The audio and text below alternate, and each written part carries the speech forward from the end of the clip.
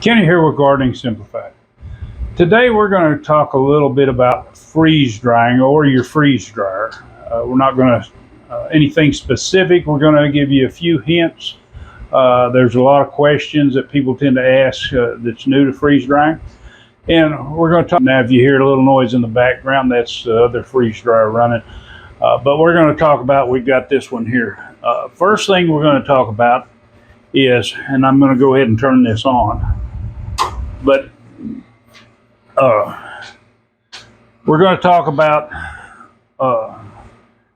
once you finish a batch and you defrost it, whether you use the defrost or the no defrost, let it melt the ice itself. Now I just put a bucket down here to catch the water. You want to make sure you have that.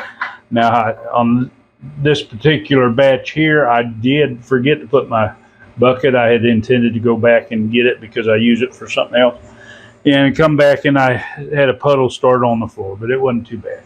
But anyway, before you do a batch, after you finish defrosting it, I always, and I have a fan that I'm blowing into this, but just pull your door seal. Now this is, you can do this either way, however you want to, but you pull this rack out, you'll dry this off any water that you see, because you don't want to start out a new batch with a bunch of water in here. Then you take, and you'll take a towel, and you'll just dry out inside here, which this is already dry. I just did this, but I figured I'd go ahead and do this video. Then we'll slide this assembly back in here. You want to kind of make sure it's level. And then you're going to put the seal back on. Now you might want, if you have some dust or something, you might want to wipe it down or wash it down. And then what you'll do is you'll go ahead, you're going to start your new batch. You'll close your door. Now, normally, before I close this door, my hose will hold a little bit of water, and what I want to do is drain this extra water out of here, because what you don't want is, once you finish a batch and you release the vacuum, you don't want to suck water that's in this hose up into here and possibly contaminate your freeze dried with more moisture, so you're going to have excess moisture in part of it, because that little bit of excess moisture will make a big difference, especially if all of it's in one Mylar bag. It's going to cause that bag of stuff to spoil. If it's in several, it could cause several to spoil. It depends on how much water's in there. So that's always a good tip. Now we're going to talk about customizing. Customizing, what you do is you set up your freeze dryer for certain things. Now, your initial freeze, if you want a batch to finish pretty quick, then just leave it at the factory settings, -10. Once it gets to -10, it's going to go one extra hour. That's what it's set at. And then it's going to start the vacuum pump going in the process about freeze drying. Okay, your tray temperature is this right here. Now 125 is basically good for most things. Now if you're going to start doing herbs or herbs, however you want to say it, you will want to turn that down, because at 125, that's going to be enough of a temperature to cook out some of your oils that's in your herbs, and you want to have those for the flavor. So if your herbs don't have a lot of flavor, the reason is that your temperature is too high and it's cooking those out as it goes. Now normally, and I have this set at 7, but normally I keep this about 10 hours extra dry time. Now, not that I have to run it 10 hours of extra dry time. Now I noticed this machine doesn't dry as well when it finishes its process. It's going to take and have a little more moisture than the other machine.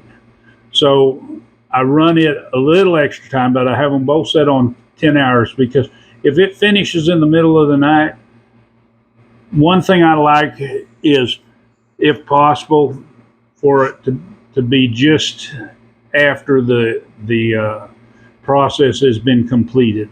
When it's all the items that's on the trays are still nice and warm, and it's just finished the vacuum process. Once it finishes, it's going to keep the inside cool, which is going to keep moisture from getting back into there. But when you have something in your freeze dryer and you pull it out, and especially if you're in a higher humidity area like we are here in the South, moisture starts to absorb into that pretty quick. So the best way, if it's warm, it's not going to be like a glass of iced tea sitting on the counter. If you notice, the glass of iced tea, moisture starts drawing on the outside of the glass because it's cold. So if everything's frozen, and even though you warm your trays, it'll warm the stuff a little bit, but it doesn't get it completely warm like when it just finishes a batch. So that's the reason why the extra dry time. Now, for those of you that are new to freeze drying, some of you and you hung up on this thing is, how long does it take? How long? It's been this long. It's been this.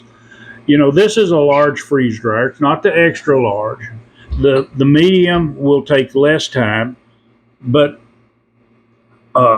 it depends on what is in your freeze dryer, what type of item it is, how much of that item it is, what your ambient room temperature is, what your humidity is. All these things play into factors of it. A lot of my dry time, and I do load my trays pretty good, are close to 60 hours. They're probably 55 to 60 hours of dry time. Now, if I'm drying some things, milk or something like that, has a lot of water in it, it's going to take longer. Just expect it to. Don't be one of these impatient people that wants this to get done. And you'll hear someone, well, it only takes this long. Well, a lot of people don't put very much in their trays. So whenever it dries, it's not going to take near as long to finish a batch. So when somebody tells you, well, it only took this long, it depends on what it is. And some machines just operate better than others. This one here, like I say, it seems like it finishes a batch quicker, but there's actually, I find that sometimes it's not, there's still moisture when it finishes the batch, say with the normal extra dry time of 2 hours. So I'm going to err on caution, and I'm going to give it extra dry time because I want this to be able to preserve it for years. I don't want to come back and I open something up and it's spoiled because there was too much moisture and it didn't show up whenever I was packaging it. So anyway, we're going to move on to a few other things, but we're going to have to start this machine, and we're not going to do this right this minute because we're going to get a batch ready first.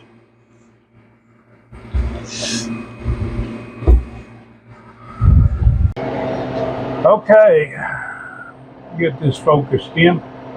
This says that it went through its cool down cycle. It's actually been a few minutes extra. Now we're going to load these trays up. We're doing some onions, which it doesn't matter. Now, if you do have any shelves or trays that are, say, a little bit less in them, you would probably want to put the one with the least amount in the top. And the reason for this is all of these trays have heaters underneath them, but the top one doesn't. Well, it does have a heater, but it's colder, and this one on the bottom is colder. They are insulated, but what you want to do is you wouldn't want to put a fuller tray in that position. Now, what I'm going to show you here is, it's not rocket scientist, but a lot of times when you hit continue and it seems to stay too long, and this is working fast, but a lot of times it stay too long and you accidentally hit cancel. Now you don't want to put more dry time. So what you'd do, just hit no defrost, and then turn around and hit your start button. So you're going to start the cool down. Now you don't want to wait that 15 minutes. Hit this leaf up here. That'll bypass that cool down stage. And now you can just hit continue and then get it into the freezing process. But if you have one of these units, I know my older one, this is a little later version on the software, but the older software used to take a little bit extra time to do that. But the main thing I want to emphasize is, if you're new to freeze drying, don't bother asking how long a load's going to take. If somebody tells you something, all they can do is give you a reference to how long one of their loads had taken, because the load time can vary depending on how much you put on it. If you put your trays just level, you don't put nothing on top like this one where it's stacked up a little bit, yes, it's going to dry a whole lot quicker. And when somebody gives you a dry time, you don't know whether they had minimal load in there or if they had extra amount of load in there. So your dry time is going to take how long your dry time is going to take. Thanks for watching. I hope this give you a little bit of knowledge towards freeze drying. And of course, like always, enjoy that gardening experience.